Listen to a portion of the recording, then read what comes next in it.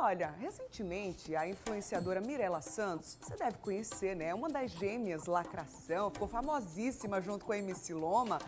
E aí ela usou as redes sociais recentemente para conversar com os seguidores sobre a baixa autoestima após o nascimento da filha dela, a Luna. Pois é, ela disse o seguinte, ó, abre aspas, desde que eu tive a Luninha, eu perdi minha autoestima, a vontade de arrumar o cabelo, de treinar e de cuidar do meu rosto. Eu me coloquei em segundo plano, fecha aspas. Mas independente de gestação ou de fase da vida, essa é a realidade de muitas pessoas, viu? A maneira como a gente se enxerga faz toda a diferença no modo como a gente também conduz a vida.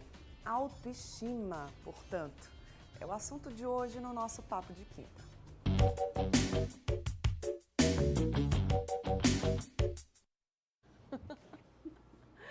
E aqui no estúdio, na Casa do Mulher Demais, hoje na nossa mesa de café da manhã, eu recebo a psicóloga Laís Carvalho. Bom dia, seja bem-vinda. Bom dia, que prazer estarmos juntos. Prazer também, você é belíssima, como sempre, né? E para o nosso papo ficar ainda mais especial, mais completo, eu conto com a sua participação. Autoestima é o assunto hoje, eu quero saber como é que está a sua autoestima. Como é que você faz ou o que você não faz para manter essa autoestima elevada? Me conta aí, manda sua mensagem para o WhatsApp do Mulher Demais. As perguntas hoje, os relatos vão aparecer aqui na nossa tela. E aí você vai compartilhando comigo. É você no MD, 991050400 é o nosso WhatsApp. Pode comentar lá no @Correio TV também, o importante é participar. Laís, começando então pelo conceito, né? Explica pra gente o que é autoestima, já para o pessoal de casa entendendo melhor esse assunto. Sim, autoestima é a forma como a gente se percebe, é a forma como a gente se vê, a maneira como a gente olha para as nossas habilidades e atribui para ela valor, né? Então, quando nós estamos buscando compreender a nossa autoestima, é importante olhar para aquilo que a gente percebe na gente que é muito nosso e que a gente valoriza ou que a gente não valoriza. Né? Importante falar sobre isso, né?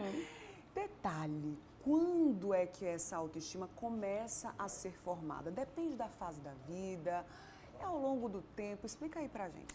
Como é a forma como a gente se percebe, ela começa desde que a gente é um neném, com a interação com os nossos pais, com os nossos professores, com as nossas experiências, com os amigos. Então, quando a gente é pequenininho, que a gente tem interações que não são muito legais com o ambiente, com a família, isso prejudica a forma como a gente se percebe. Sobretudo em famílias que são muito críticas, que estão sempre dizendo pra gente coisas que a gente não quer escutar, porque, afinal de contas, a gente nem é maravilhoso o tempo inteiro, nem é péssimo o tempo inteiro. E quando você é uma criança, você está aprendendo, você está se desenvolvendo. Então, a interação com o ambiente, lá no início da vida, com certeza tem essa influência na hora que ela começa a ser formada, que é desde muito pequeno, quando a gente começa a se perceber como um ser no mundo, né? Interessante, né? E você falou aí, nem sempre a gente vai ser uma excelente pessoa, nem sempre a gente vai ser péssimo o tempo inteiro. Essa autoestima também vai variando com o decorrer do tempo, Laís? É porque a gente tem, vou pensando de uma forma bem didática, a gente tem várias formas de se perceber. A gente se perceber quando a gente está sozinho, na maneira como a gente age conosco, na forma como a gente lida com o mundo, com o trabalho, com as coisas que a gente precisa fazer para fora e as pessoas observam e admiram, e na maneira como a gente avalia nossas habilidades de maneira geral. Então, essa autoestima pode variar, porque às vezes eu estou super satisfeita com o que eu estou fazendo comigo, mas isso não acontece fora. De repente, no trabalho, eu não estou me sentindo tão eficaz. De repente, como aconteceu com, né, a nossa blogueira e querida, ela está passando por um período de maternidade que mexe muito com o nosso cérebro. E aí ela se olha e não consegue se perceber, né, tão bonita quanto antes, né? Porque nessa época da vida muitas coisas mudam, então isso vai variar, sim, dependendo do contexto. Legal você citar aí a Mirella, né? Porque ela falou, eu não me enxergo mais como antes, eu não consigo mais me cuidar como era antes. A autoestima muitas vezes está atrelada à questão da beleza, mas não é só isso, né, Laís? Na verdade, Bruninha, eu acho que essa é uma pontuação importantíssima. As pessoas falam muito sobre autocuidado e autoestima, associando isso à beleza, sabe? E sobretudo as mulheres. Mas eu não tô com a unha feita, minha dignidade não foi restaurada, sabe? Eu sei que a gente tem isso um pouquinho, Mas é muito importante vocês saberem que a forma como você se percebe tem muito mais a ver com aquilo que é importante para você e valioso para você. Então, se você consegue se cuidar, se você consegue sentir satisfação em perceber que é legal, eu cuido bem da minha saúde, eu me alimento direitinho, eu consigo fazer um exercício físico, eu tenho bons amigos, eu tenho uma família que é saudável, sabe? Essas coisas vão atribuindo um senso de pertencimento, de valor, que influencia completamente na maneira como a gente se nota, como a gente se percebe. Se a gente está num ambiente que é adoecido, se nós estamos comendo coisas que machucam o nosso corpo, se nós não conseguimos priorizar a nossa saúde mental, física, tudo isso muda muito a forma como a gente está se percebendo, né? Sem dúvida. Pois é. E aí, no comecinho aqui do Papo de Quinta, eu já te perguntei, né? A você que está aí do outro lado, como é que anda a sua autoestima? Tá baixa, tá alta, tá ali no equilíbrio, mediana? Como é que a gente faz para saber como é que está esse nível de autoestima, né? Eu acho que passa muito pelo autoconhecimento, a gente consegue fazer um cálculo aí para saber em que fase eu estou aí, Laís? Acho que essa média, a gente pode observar ela pela ideia de se eu me sinto competente e capaz de fazer a maior parte das coisas que eu preciso fazer, se eu olho para mim e consigo gostar do que eu vejo em mim, mesmo que eu possa entender que eu poderia estar melhor. Ai, nossa, eu poderia estar mais bonita, eu poderia cuidar melhor da minha pele. Mas eu olho para mim e sinto orgulho, de repente, das minhas marcas, né? Para quem já é mamãe, né? E está com um corpo diferente. Mas eu sinto, faz sentido aquela marca, sabe? Então a gente consegue fazer esses movimentos de se notar, se perceber, desde que a gente consiga entender o que realmente é importante para nós. Então, como você falou, passa pelo autoconhecimento? Passa. Né? Mas esses níveis de autoestima, como eles vão variando ao longo da vida, é muito importante que a gente não perca o olho naquilo que a gente sabe fazer, naquilo que a gente sente orgulho de desempenhar. Porque aí, se a gente olha para a nossa vida e não consegue sentir orgulho de absolutamente nada, tem algo errado aí. E não é com a autoestima somente. Muito bem. A gente separou aqui uma telinha com alguns sinais de baixa autoestima. Vamos ver se você consegue se identificar em alguns deles. Pelo menos em um deles, aí, ó, sinais de baixa autoestima, a gente colocou aqui o seguinte: culpa constante, insegurança, isso vale aí para as relações de trabalho, relações amorosas, o medo do abandono, busca por validação e aprovação, carência excessiva, sentimento de inferioridade, pessoa que faz de tudo para agradar e uma comparação constante também.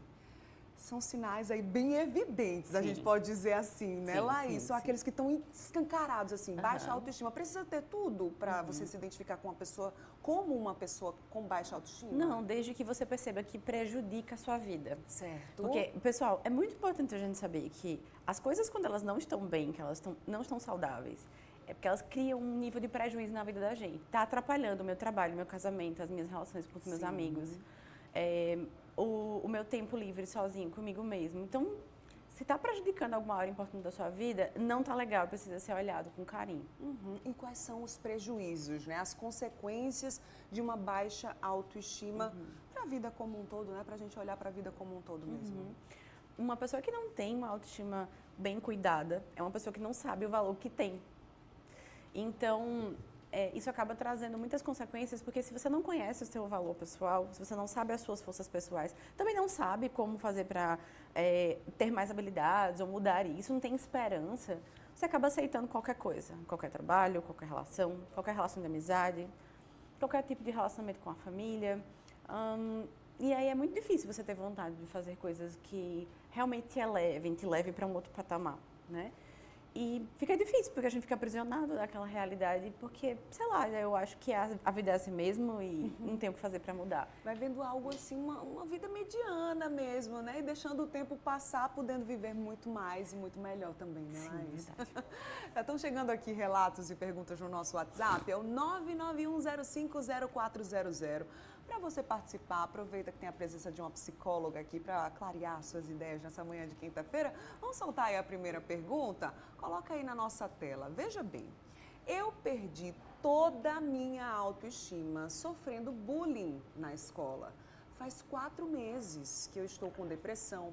Fui humilhada, não saio de casa. Eu até ajeito meus cachos, meus cabelos. É a única coisa que eu me alegro de fazer. Nossa, que relato forte, né? Uma pessoa que sofreu bullying na escola, está 4 meses aí com diagnóstico de depressão. De que forma essa pessoa pode superar esse tipo de situação, Laís?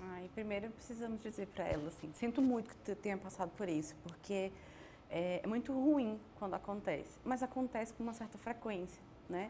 E lembrando que o diagnóstico de depressão, ele não é uma sentença, tá? Ter passado por uma experiência de bullying, na verdade, ter passado por qualquer experiência humilhante e de rejeição, Sim. é traumático e é doloroso para todos nós em níveis diferentes. E quando nós estamos vivendo essa situação, nós precisamos de rede de apoio e de segurança. Então, essa menina não deve voltar, não sei se é uma menina ou se é um menino, mas não deve voltar para a escola agora da forma como ser exposta, né, e estar exposta a essa rede de pessoas que são inseguras para ela, né? Então, essa pessoa precisa de muito apoio para voltar para um ambiente seguro, com pessoas que possam ofertar esse lugar de amparo, né? Além de, obviamente, um tratamento psicológico para que ela possa superar esse período difícil e dar outro significado a isso, buscando aumentar essas forças pessoais e aprender a dizer não, aprender a gritar os limites, né? Ou dizer os limites em voz alta e claro. E fortalecer esse movimento de se proteger.